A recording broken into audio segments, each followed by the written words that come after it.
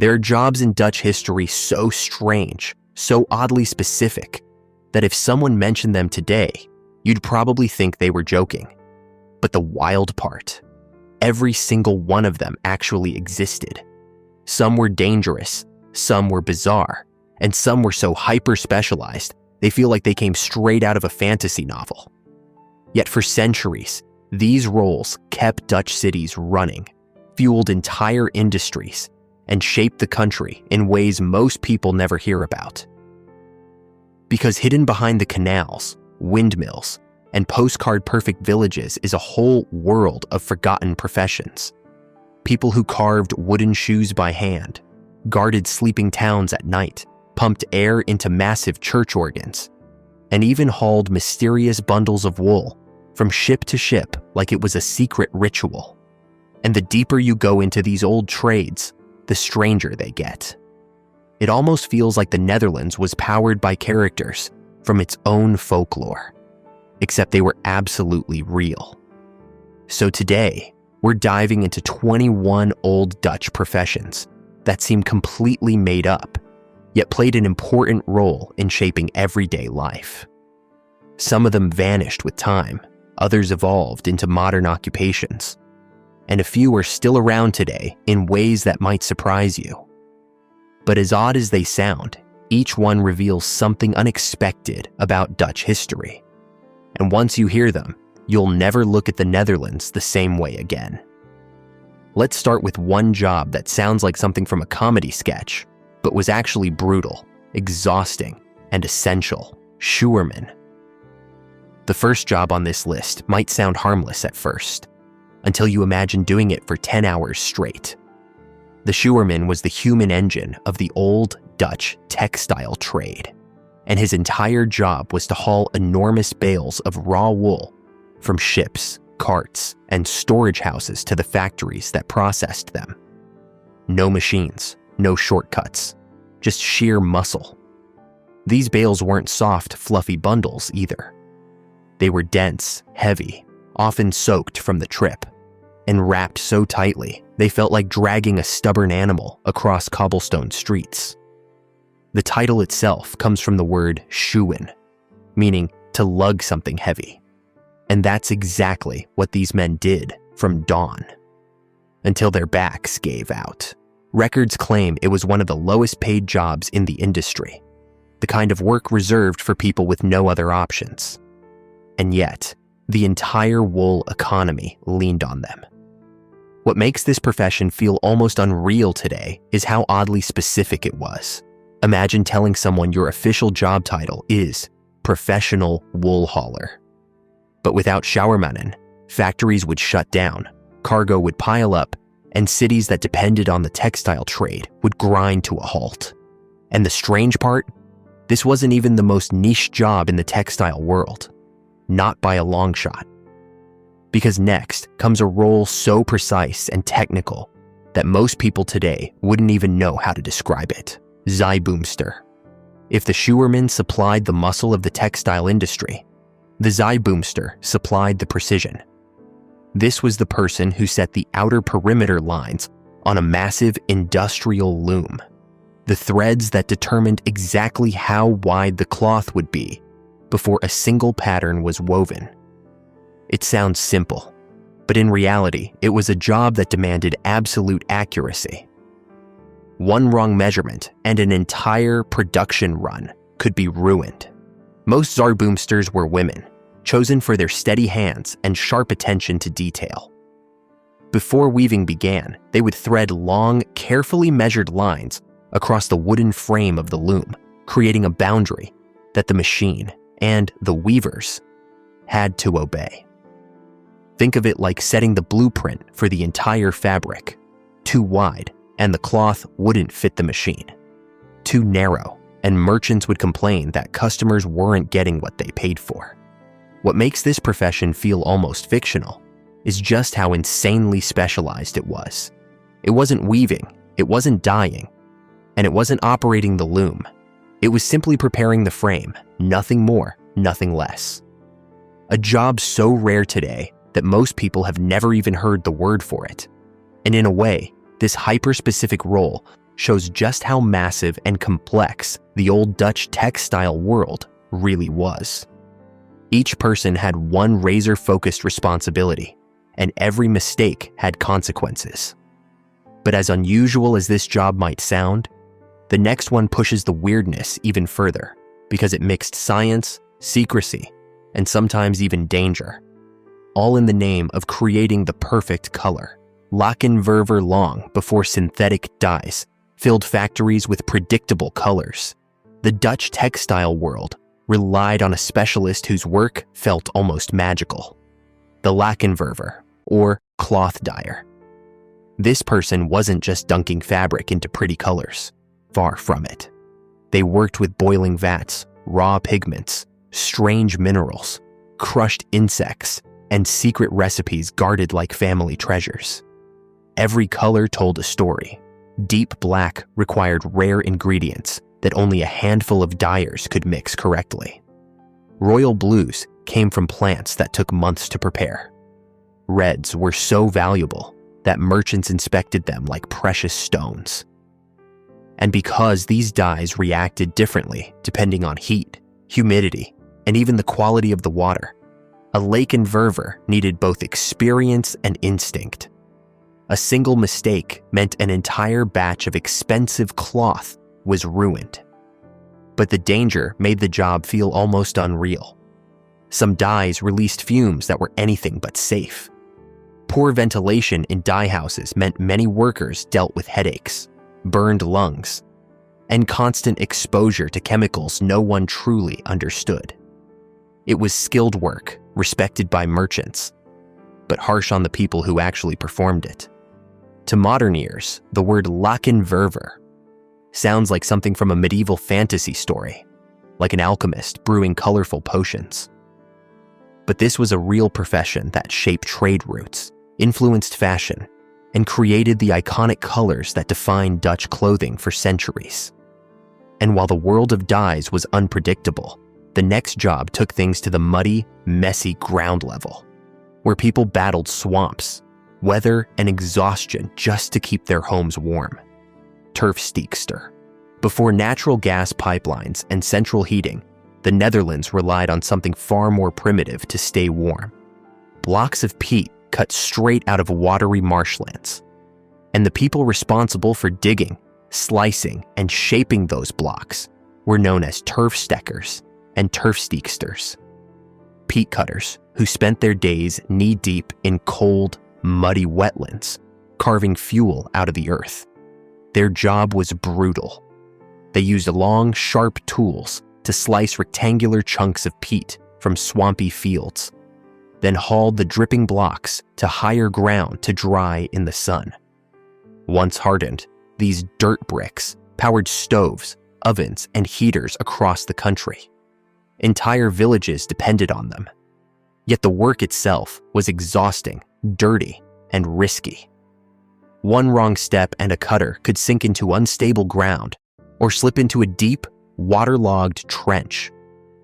What makes this profession feel almost unreal today is how bizarre the idea sounds, chopping up swamp soil to heat your home. But peat was so essential that entire landscapes were reshaped by it. Some lakes in the Netherlands actually formed because people dug too deeply during peat extraction, allowing water to rush in and swallow the fields whole. Despite all the danger and grime, the job was everywhere. Families worked together, generations passed down techniques, and the rhythm of peat cutting dictated life in many rural communities. But while peat cutters reshaped the land, another group of Dutch workers took on a role that feels even more unbelievable. Because they weren't just adapting to their environment. They were literally building the land people lived on. Polder engineer / watermaster. If there's one profession that feels too mythic to be real, it's the Dutch polder engineer, the people who didn't just manage the land, they created it. These specialists, often called watermasters, were the brains behind one of the most ambitious engineering feats in European history, turning lakes into farmland and stopping the sea from swallowing entire towns. Centuries ago, huge parts of the Netherlands were nothing but marshes, lakes, and shifting shorelines. But instead of giving up that land, Dutch engineers decided to drain it. Using massive windmills, gears, pumps, and intricate canal systems, they redirected water, lowered water levels, and transformed underwater landscapes into fertile fields. Towns that once sat next to open water suddenly found themselves surrounded by farmland. One of the most legendary names in this world was Jan Leegwater, a man famous for draining enormous lakes in North Holland. People at the time treated him like a wizard because the idea of making land appear felt supernatural. But the polder engineer wasn't just a single person. It was an entire profession built on innovation, risk, and constant vigilance. A storm or a broken dike could undo years of work overnight. What makes this job feel unreal today is the sheer scale of what they achieved. Building land by hand sounds like something out of mythology, yet it's the reason so much of the Netherlands exists. Without these engineers, cities like Amsterdam, Rotterdam, and Haarlem would look completely different, or might not exist at all. But while watermasters were shaping the country itself, another type of worker was protecting the people in it, one dark street at a time. Nachtwachtloper. Long before modern police forces existed, Dutch towns relied on a figure who feels straight out of an old mystery novel, the Nachtwachtloper, the Night Watch Walker. This person patrolled the streets after dark, lantern in hand, listening for trouble, checking for fires, and making sure everyone was where they were supposed to be. Their footsteps were a constant reminder that someone was out there keeping watch while the rest of the town slept. But the strangest part? Nachtwachtlopers didn't just look for danger. They announced the time out loud as they walked. Every hour, neighborhoods would hear a call echo through the streets, the time, the weather, and sometimes even a warning to stay inside. Imagine a human clock strolling around your block at 3 a.m, telling everyone it's cold outside. It feels almost comedic today, but back then it was vital. Fires spread fast in wooden houses, criminals took advantage of the darkness, and people depended on that voice in the night. As odd as the job sounds now, the Nachtwachtloper was an early version of public safety, and without them, many towns would have been far more chaotic. But while they were keeping watch from the streets, another craftsman was shaping the very thing Dutch culture is famous for, by carving a simple block of wood into a national icon. Klompenmaker. The klompenmaker, or clogmaker, spent long hours turning chunks of wood into the sturdy, unmistakable wooden shoes known as klompen. While today they're mostly seen as souvenirs, centuries ago they were everyday footwear, worn by farmers, fishermen, factory workers. Basically anyone who needed tough shoes that could handle mud, water, or long days in the fields. But making them wasn't just a matter of chopping out a shoe shape. Klompenmakers used a special set of curved knives and chisels to hollow out, shape, smooth, and fine-tune each pair by hand. Every region had its own custom style, from pointed toes to wide heels, and you could sometimes recognize where someone lived just by the shape of their shoes. The job seems fake today because wooden shoes feel like props from a folk tale, not something an entire country once relied on. Yet for centuries, clog making was serious business, and a skilled klompenmaker could craft a pair so well balanced that a worker could wear them all day, through mud and rain, without a problem. But while clog makers focused on precision and craftsmanship, the next profession relied on pure physical effort, pumping life, literally, into the music that filled Dutch churches. Organ pumper.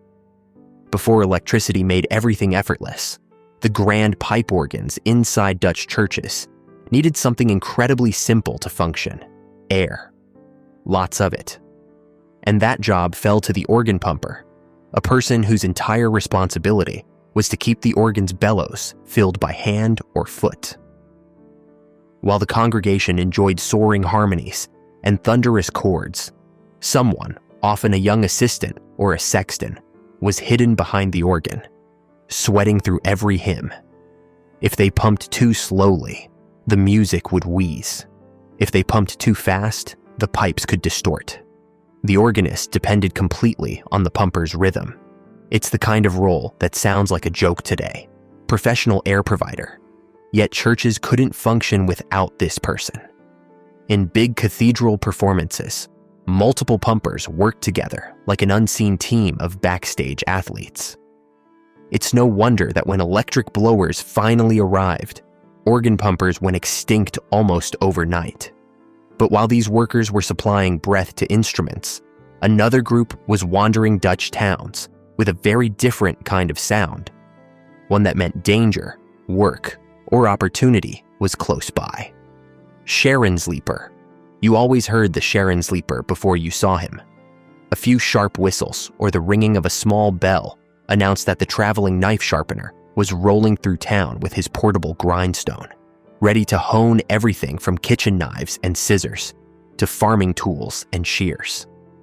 He pushed a wheeled sharpening rig, sometimes pulled by bicycle, sometimes a handcart, and traveled from village to village offering his services.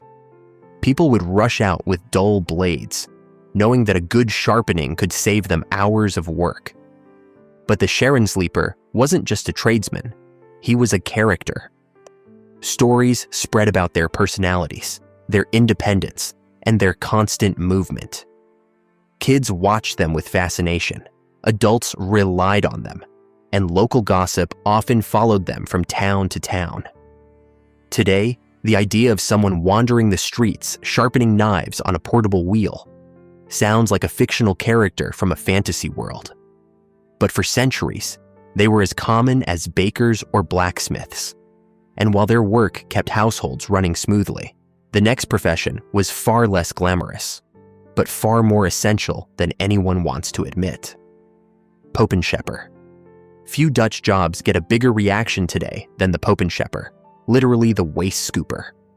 Before cities had sewer systems, human and animal waste piled up in streets, alleys, and even canals. Someone had to clean it, manually. And that someone was the Popenschepper. Armed with long-handled scoops, buckets, and carts, these workers collected what everyone else tried to avoid. They hauled it out of towns, dumped it in designated pits, or sold it as fertilizer to farmers. It was dirty, exhausting, and smelled exactly as you imagine. But without them, disease would have spread like wildfire, especially in cramped medieval cities. The name sounds so ridiculous and blunt that it feels impossible it was ever an official job title. Yet these workers were crucial to keeping towns livable. Their job was harsh, unpopular, and often mocked, but the health of entire communities depended on them. And strangely enough, the next profession takes us from the dirtiest part of society to one of the most dangerous, involving massive cages, roaring crowds, and animals no one expected to see in the Netherlands. Leeuwentemmer. It might sound impossible that the Netherlands, quiet, orderly, canal-filled, once had professional leeuwentemmers, or lion tamers. Yet during the 19th century, traveling circuses and royal celebrations were wildly popular, and lion tamers were some of the biggest attractions. These performers spent their days training exotic animals, practicing dangerous routines, and stepping into cages surrounded by creatures powerful enough to end them in seconds. Their work wasn't just for shows. Some tamers helped transport animals, oversee feeding, and keep them calm during long journeys across Europe. Crowds packed into makeshift tents to watch a single tamer crack a whip, raise a torch, or guide a lion through a routine that looked impossibly risky. And while the audience saw bravery, insiders knew injuries were common, and the job demanded constant focus. Today, the idea of Dutch lion tamers feels almost absurd, like a story someone exaggerated over time. But they were real, they were celebrated, and in many small towns, their appearances were the biggest events of the year. But not all Dutch professions involved such drama. Some were simple, grounded, and built around the sea itself, starting with a job that fed entire coastal communities. Mosselman.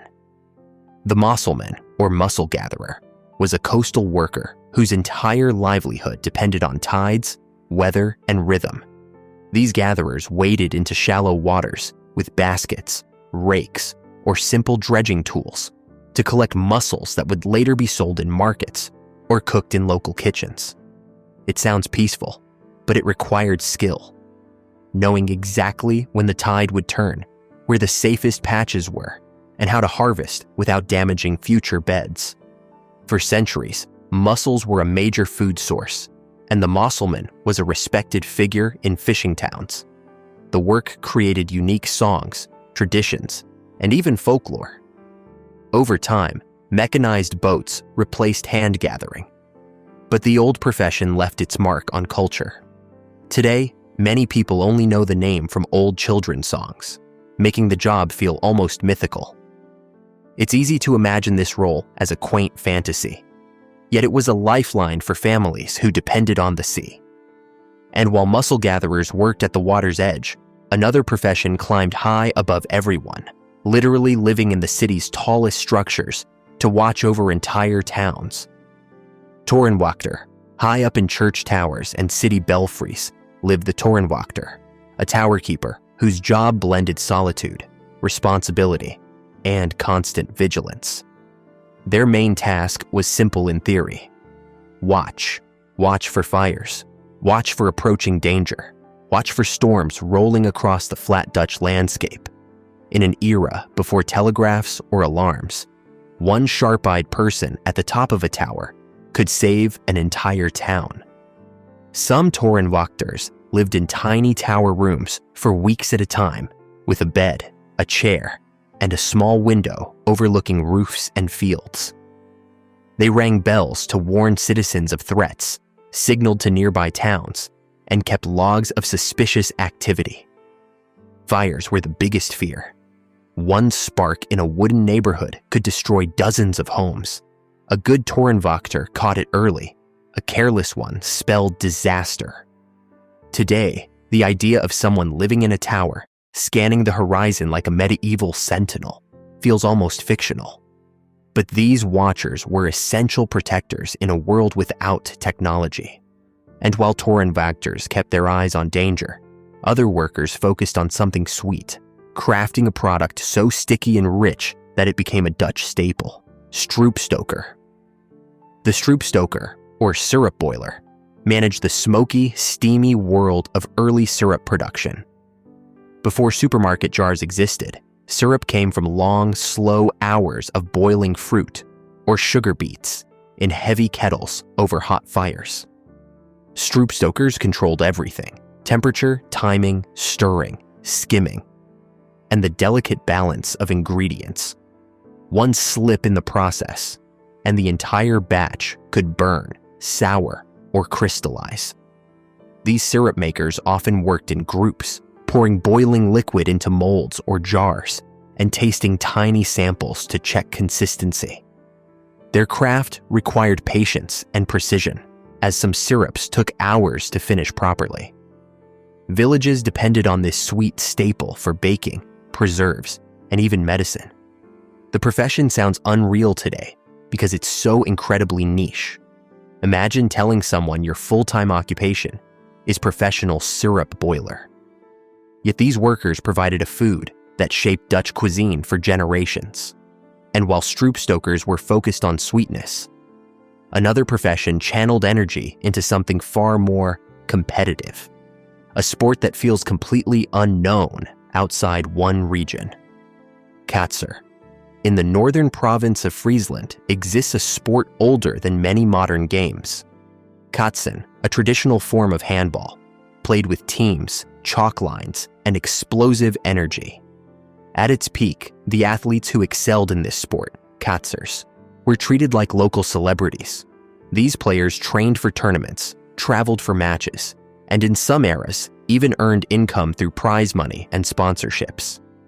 The game itself is fast, intense, and surprisingly complex, involving powerful serves, strategic placements, and lightning reflexes.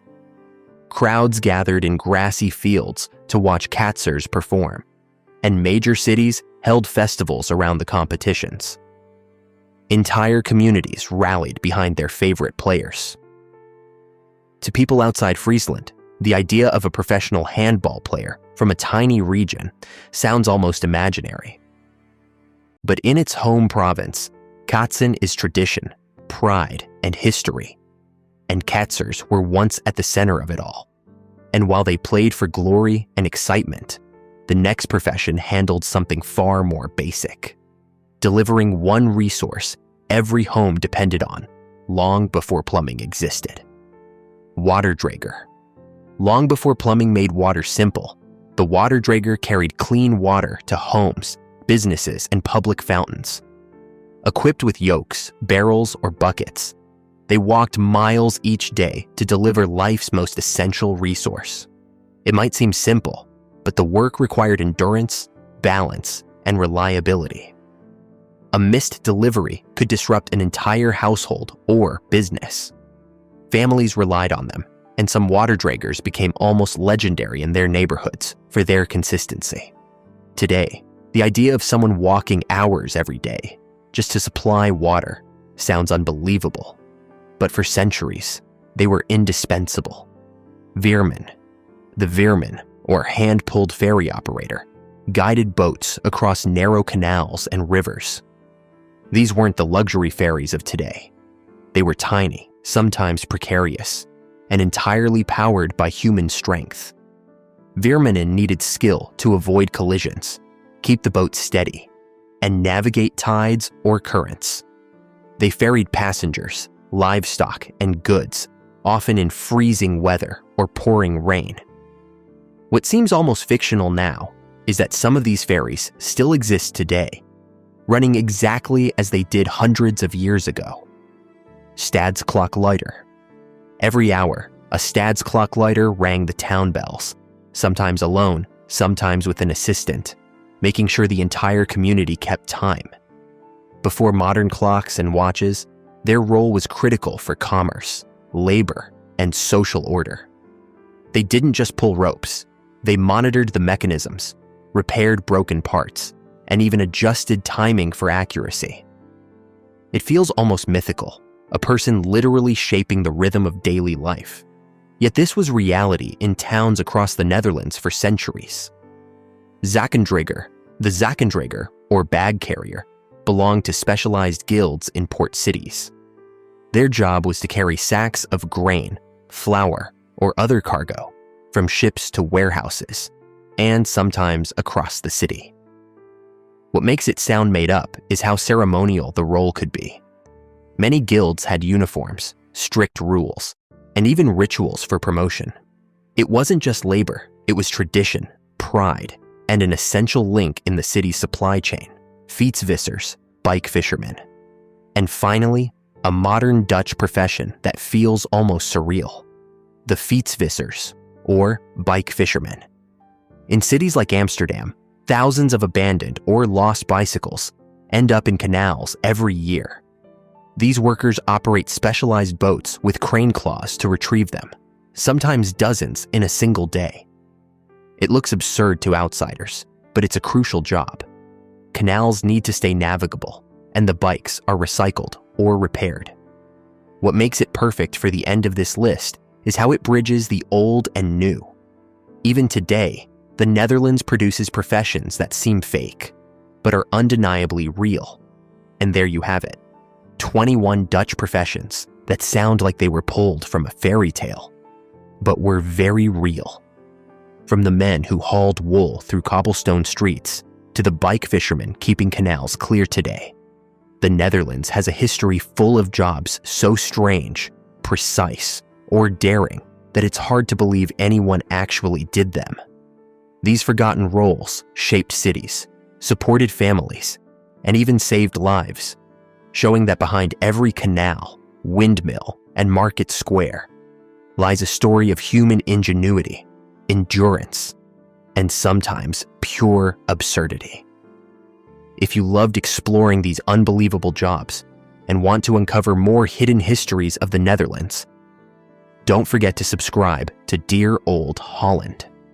Hit that notification bell so you never miss a dive into the quirky, fascinating, and sometimes shocking side of Dutch life. Because in Holland, the past is never boring, and who knows what strange jobs we'll uncover next.